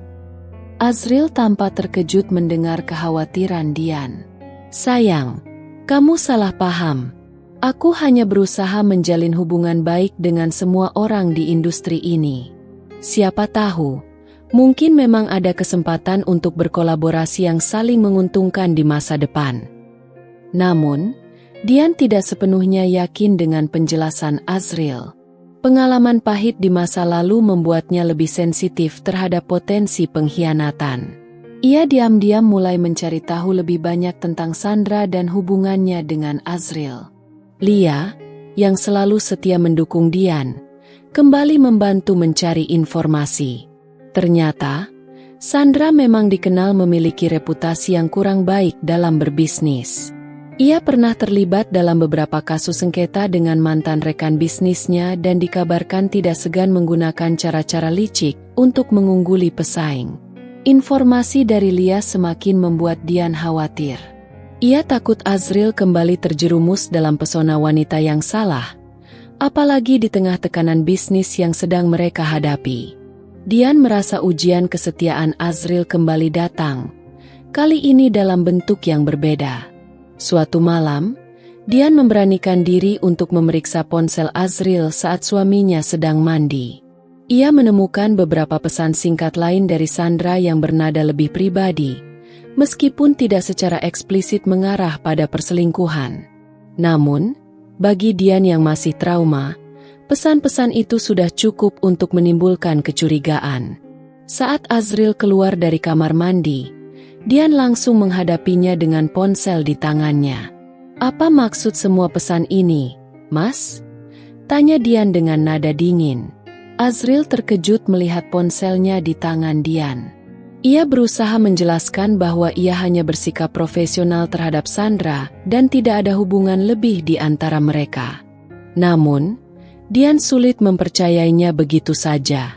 Terjadi pertengkaran sengit di antara mereka. Dian meluapkan semua kekhawatiran dan ketidakpercayaannya. Azril berusaha meyakinkan Dian tentang kesetiaannya, Namun luka lama pengkhianatan itu kembali menghantui hubungan mereka. Di tengah badai bisnis dan ujian kesetiaan ini, Dian kembali dihadapkan pada pilihan yang sulit. Apakah ia akan kembali mempercayai Azril sepenuhnya dan mengatasi rasa traumanya?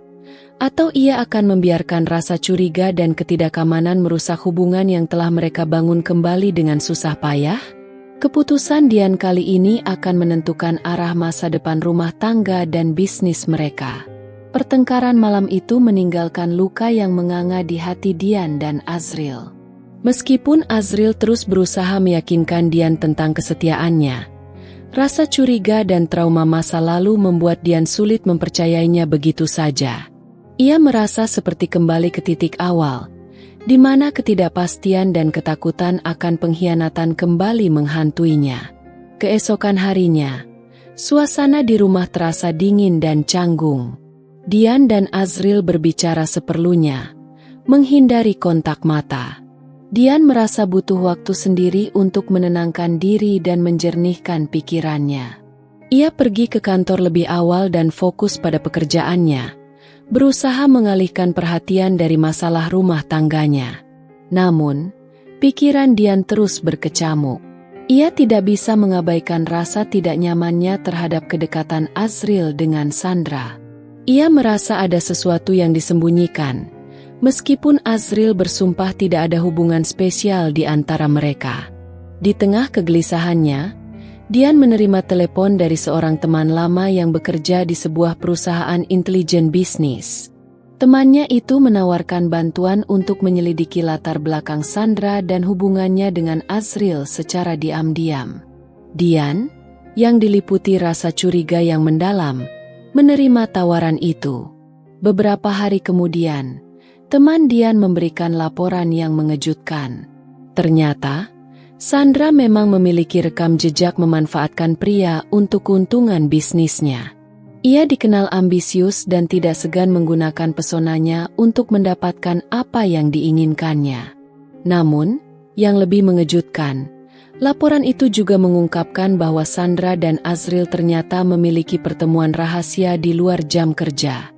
Mereka beberapa kali terlihat makan malam berdua dan menghadiri acara bisnis bersama tanpa sepengetahuan Dian. Membaca laporan itu, hati Dian hancur berkeping-keping. Semua ketakutannya terbukti benar. Azril kembali mengkhianati kepercayaannya, meskipun ia telah berjanji tidak akan pernah mengulanginya. Rasa sakit dan amarah bercampur aduk dalam dirinya. Ia merasa bodoh karena telah memberikan kesempatan kedua kepada pria yang sama. Dengan hati yang hancur dan tekad yang membara, Dian mengumpulkan semua bukti perselingkuhan Azril yang kedua ini. Ia juga kembali menghubungi Hendro Budi, menceritakan semua yang terjadi. Hendro sangat prihatin dengan situasi Dian dan siap membantu mengambil tindakan hukum yang diperlukan. Kali ini, saya tidak akan memberikan ampun, Hendro. Saya ingin semuanya berakhir. Saya ingin menarik kembali semua yang menjadi hak saya dan memastikan dia tidak akan pernah bisa menyakiti saya lagi, ujar Dian dengan nada dingin dan penuh tekad. Dian memutuskan untuk menghadapi Azril secara langsung dengan semua bukti yang ia miliki. Ia menunggu Azril pulang kerja dengan wajah dingin dan tatapan tajam. Begitu Azril masuk rumah, Dian langsung menyodorkan laporan penyelidikan dan foto-foto pertemuan rahasia Azril dengan Sandra. Azril terkejut bukan main melihat bukti-bukti di tangan Dian. Wajahnya pucat dan ia tidak bisa berkata-kata. Ia tahu, kali ini ia tidak bisa lagi mengelak. Bagaimana kamu bisa melakukan ini lagi, Azril? Setelah semua yang telah kita lalui, setelah semua janji yang kamu ucapkan, tanya Dian dengan suara bergetar menahan amarah. Azril berusaha membela diri, mengatakan bahwa pertemuannya dengan Sandra hanya sebatas urusan bisnis dan tidak ada hubungan lebih di antara mereka. Namun, Dian tidak lagi percaya satupun kata yang keluar dari bibir suaminya. Cukup, Azril. Semua kebohonganmu sudah terungkap. Aku sudah cukup bersabar dan memberikanmu kesempatan. Tapi kamu tidak pernah berubah. kata Dian dengan tegas.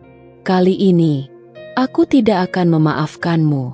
Aku akan menceraikanmu dan mengambil kembali semua yang menjadi hakku. Azril mencoba memohon maaf dan berjanji akan meninggalkan Sandra. Namun, hati Dian sudah tertutup rapat.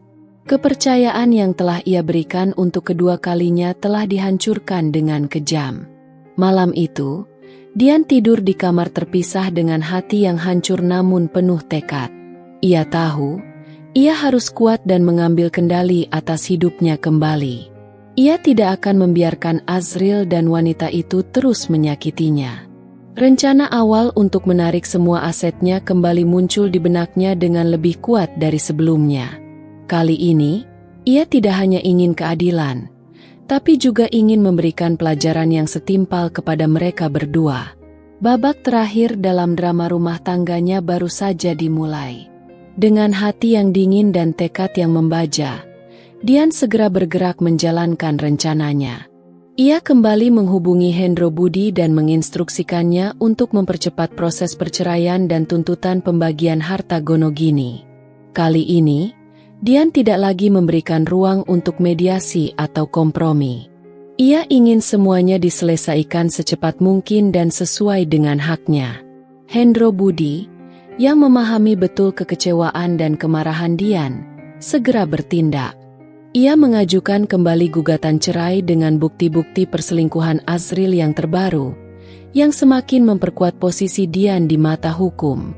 Ia juga menegaskan kembali tuntutan Dian atas semua aset yang memang menjadi haknya, berdasarkan kepemilikan dan kontribusi finansial Dian yang dominan.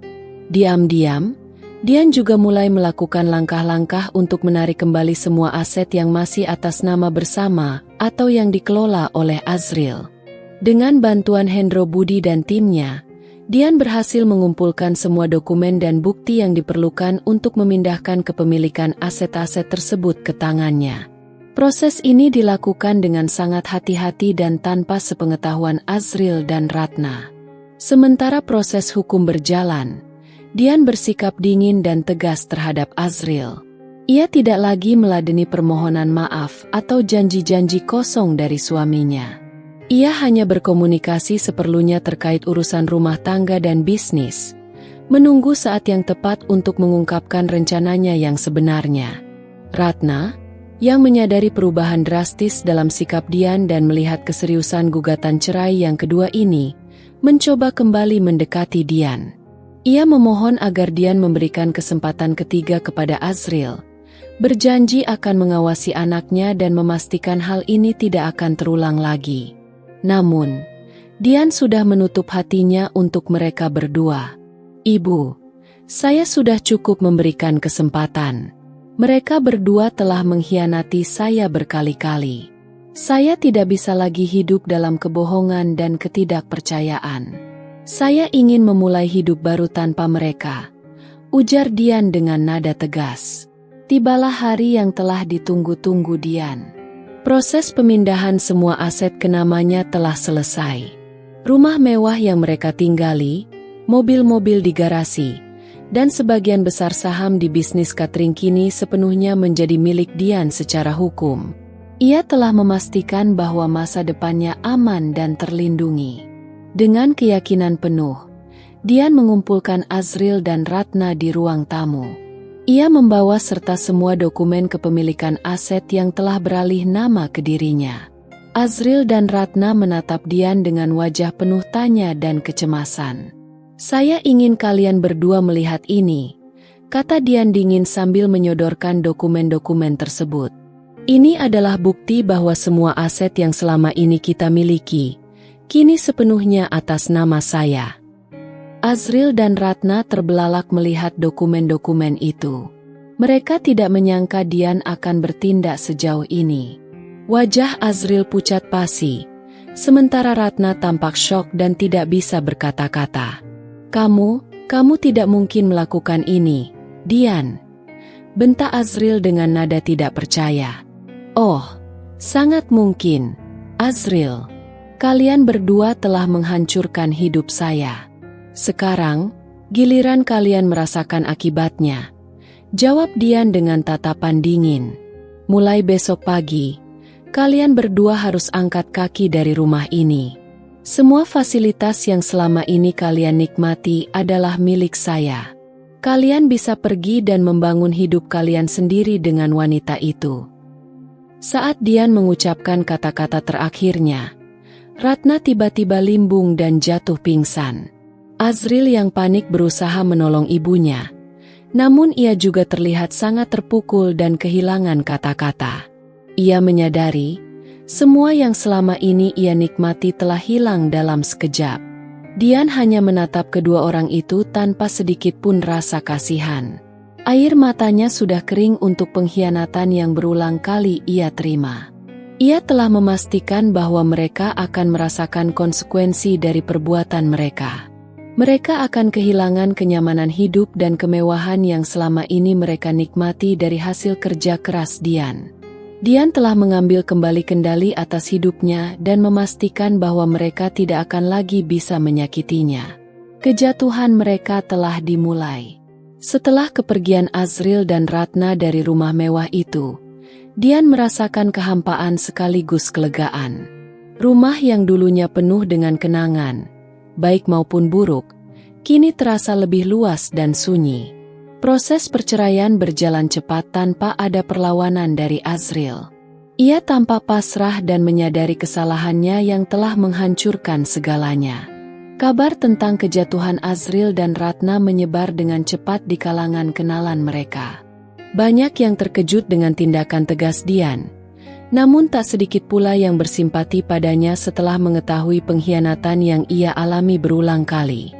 Azril dikabarkan harus menjual beberapa aset pribadinya yang tersisa untuk memenuhi kebutuhan sehari-hari bersama ibunya. Hubungannya dengan Bella pun dikabarkan kandas tak lama setelah ia kehilangan segalanya. Wanita itu, yang terbiasa hidup dalam kemewahan, tidak tahan dengan perubahan drastis dalam kehidupan Azril. Dian fokus pada pengembangan bisnis cateringnya yang semakin sukses. Ia menggunakan kebebasan finansialnya untuk berinvestasi lebih jauh, membuka cabang di kota-kota lain, dan menciptakan lapangan kerja bagi banyak orang. Ia membuktikan bahwa ia adalah wanita yang kuat, mandiri, dan mampu meraih kesuksesan tanpa harus bergantung pada seorang pria. Meskipun telah berhasil membalas perbuatan mantan suami dan ibu mertuanya, Dian tidak merasa bahagia sepenuhnya. Luka pengkhianatan itu masih membekas di hatinya, membuatnya lebih berhati-hati dalam menjalin hubungan dengan orang lain. Ia belajar untuk lebih mencintai dan menghargai dirinya sendiri, serta membangun batasan yang jelas dalam setiap interaksinya. Beberapa tahun berlalu, bisnis catering Dian semakin maju dan menjadi salah satu yang terbesar di kotanya. Ia menikmati kehidupannya yang mandiri dan penuh pencapaian. Sesekali, ia mendengar kabar tentang Azril dan Ratna dari teman-teman lamanya. Mereka dikabarkan hidup sederhana dan harus bekerja keras untuk memenuhi kebutuhan sehari-hari. Ratna, yang dulunya sosialita, kini terlihat lebih sederhana dan sering membantu Azril dalam usaha kecilnya. Suatu hari, Dian secara tidak sengaja bertemu dengan Azril di sebuah acara pernikahan teman lamanya. Mereka berdua tampak canggung dan saling menjaga jarak. Azril terlihat lebih kurus dan tidak terawat seperti dulu. Ia menghampiri Dian dengan tatapan penuh penyesalan. "Dian, apa kabarmu?" tanya Azril dengan suara lirih. "Baik, Mas," jawab Dian singkat, berusaha menjaga ketenangannya. Aku minta maaf untuk semua yang telah aku lakukan. Aku tahu, kata maaf tidak akan pernah cukup. Tapi aku berharap kamu tahu bahwa aku benar-benar menyesal," ujar Azril dengan mata berkaca-kaca. Dian menatap Azril sejenak, melihat ketulusan di matanya. Meskipun luka lama masih terasa, ia tidak lagi merasakan amarah atau dendam seperti dulu. Ia telah berdamai dengan masa lalunya. "Semoga kamu dan ibu baik-baik saja, Mas," kata Dian akhirnya, sebelum berpamitan dan meninggalkan Azril yang termenung. Pertemuan itu menjadi penutup babak lama dalam kehidupan Dian. Ia telah berhasil melewati badai pengkhianatan dan membangun kembali hidupnya dengan lebih kuat dan mandiri. Jejak yang ditinggalkan Azril dan Ratna menjadi pelajaran berharga baginya tentang pentingnya kepercayaan, kesetiaan, dan harga diri. Kini, Dian membuka lembaran baru dalam hidupnya. Ia fokus pada kebahagiaannya sendiri, menikmati kesuksesan bisnisnya, dan membuka hatinya untuk kemungkinan cinta yang baru, namun dengan kehati-hatian yang lebih besar. Ia telah membuktikan bahwa seorang wanita bisa bangkit dari keterpurukan dan meraih kebahagiaan dengan kekuatannya sendiri. Kisahnya menjadi inspirasi bagi banyak wanita lain yang mengalami nasib serupa, bahwa keadilan dan pemulihan diri adalah mungkin, meskipun jalan yang ditempuh tidaklah mudah. Dan di atas segalanya, Dian belajar bahwa kebahagiaan sejati berakar dari kemandirian dan harga diri yang tak tergoyahkan.